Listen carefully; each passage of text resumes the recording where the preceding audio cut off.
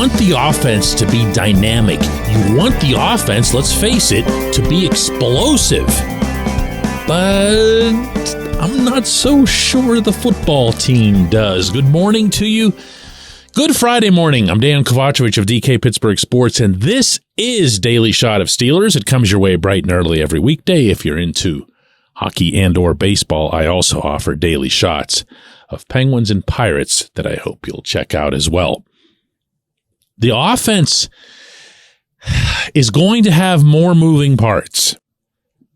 The offense is going to have more participants. The offense is, at least they say, going to have more deep balls and splash components to it. At least any and all of this is the plan. Doesn't mean it'll come to fruition.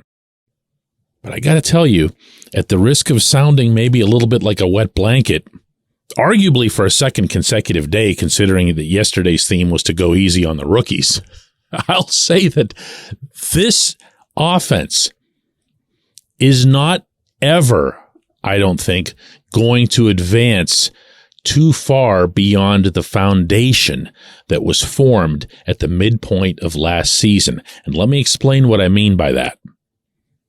Two things happened around that stage of 2022. One is that Kenny Pickett had been sufficiently reined in to stop throwing all those interceptions, and when he got in trouble, to just fling it into the 12th row. He did pretty well on both of those counts, really did. And the second thing, of course, and we talk about this a lot, is that the running game got going. Well, that's it, okay? That's the foundation. That's what Mike Tomlin wants to see, not just installed, but instilled in the players. Why? This head coach prioritizes nothing more in football on either side of the ball than turnovers. Some coaches say it, this one lives it, and I don't believe that's an exaggeration on my part. Steelers were a 9-8 team last year. The Steelers had many flaws. The Steelers had many things go wrong, not least of which was losing the best defensive player on the planet for way too long. However, Steelers also were a +4 on the turnover ratio chart. That might not sound all that exciting, but that had them tied with the Ravens for 9th in the NFL, so it's not all that bad. In fact, it's pretty good. Within that, the Steelers had 17 interceptions, meaning defensively, tied for the league lead. Really good stuff. Only 3 fumble recoveries because they had no inside linebackers, and they really weren't all that great at getting the ball loose, and the one guy who is great at getting the ball loose missed way too much of the season. So you had a total of 20 defensive takeaways, 17 of which were interceptions. Going to the other side, offensively, you had 14 total interceptions, and that includes Kenny, Mitch Trubisky, everybody. And you had only, this is a great number, 5 fumbles lost the whole year. So if you're sitting over there in one of those offices on South Water Street in, let's say, I don't know, February or March, and you're just reviewing film from the previous season, you're reviewing statistics, you're reviewing data, and you're looking at the takeaway ratio, you're saying to yourself, there are 2 areas in which the team really needs to improve. One is that you do want your quarterback, in this case now it's singular, with Kenny, to throw fewer interceptions. Well, he already is on that road. That's been started. The other one is that you'd really like to pop some fumbles loose. You'd like to get some hats on the ball. You'd like to see guys flying to the ball, something that they emphasize more than anything else, meaning the players themselves, when it comes to finishing off pursuits and plays like that. I don't know that that's going to happen. I don't know that there are any great turnover meisters who've been added to the defense over the offseason. All I know is that if 90's on the field for all 17 games, the Steelers are absolutely going to be better at this. And from there, if you can get yourself a Keanu Benton or a Mark Robinson or a DeMarvin Leal to become disruptors, then you've got more chances to get that ball out and then get on that ball. Now, I don't want to oversimplify this.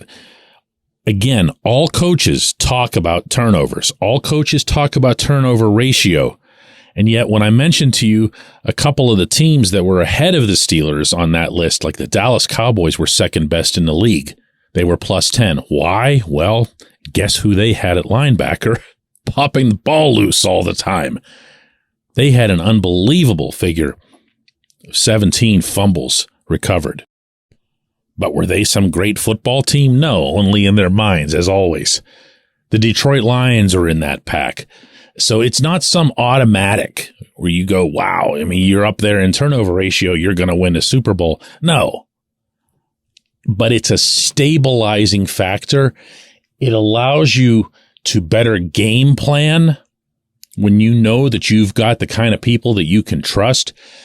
The number one thing that you'd hear, for example, about Jalen Hurts in Philadelphia was, man, he just takes care of the ball. He's not going to beat himself. He's going to find a way to cut you up, but he's going to do it without putting the Eagles at risk. And not to keep comparing the Steelers to the Eagles, but this might be another element where that lines up.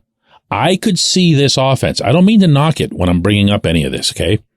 But I could see this offense putting itself into positions where it can reliably move the ball down the field, using the bigs, using the running game, using the short passing game, and then maybe just totally stunning you by trying to take the top off.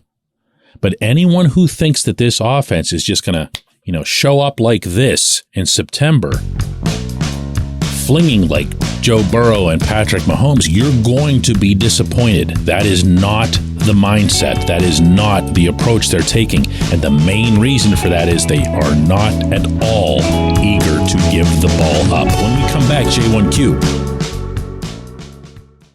Luxembourg, Garbett, Kelly, and George. LGKG is a personal injury law firm in Western Pennsylvania that represents people hurt in car accidents or who need help with workers' comp or medical malpractice. When the attorneys at LGKG make you a promise, they keep it. They've been keeping promises in our region for over 80 years. LGKG's been AV rated, the highest rating a law firm can receive, and they've been designated super lawyers. That's actually a thing for over 15 years. It's a rare combination. LGKG has offices in Cranberry, Newcastle, Beaver Falls, Butler, and Elwood City. Learn more about them by visiting lgkg.com or by calling 888-842-5454. LGKG.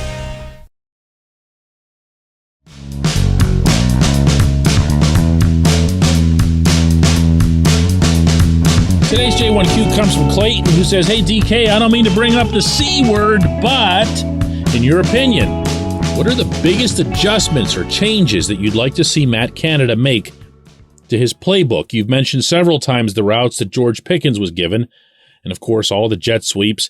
Do you think that internally Canada had meetings with Mike Tomlin and Omar Khan and somehow had a way of reassuring them that the play designs will improve? No. I'm answering no to, I think, every question that you asked there, Clayton. It's a universal no.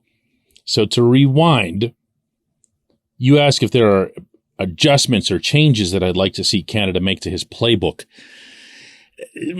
Okay, I won't say no to that because the route trees were terrible. It's not just that they were simple and basic. I think people let Canada off the hook when they say stuff like that.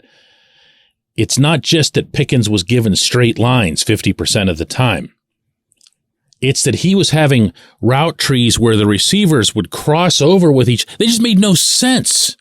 They were detrimental to each other. And you know what I'm talking about because I'm going to trigger your memory right now and try to get you to envision all those times when you would see a quarterback, any of the Steelers quarterbacks, throw a ball in a general area down the middle of the field, wherever, to whomever, and you'd have two receivers crossing over at the exact same spot, and you're going, who was that even for? That's on either the coordinator or one of those receivers for running the wrong route. And yes, the latter is very much a possibility. So I would like to see those become, more intelligent. I don't think they have to become more sophisticated or just get changed. They just have to become usable. And as for the hypothetical meeting that you drew up there with Tomlin and Khan, and by the way, Khan would never be in on something like that. Canada himself stated very clearly, and I thought strikingly to a degree at minicamp, that the edicts for what kind of offense this is going to be, what the priorities are going to be for this offense, they come from the very top. That part is discussed in concert.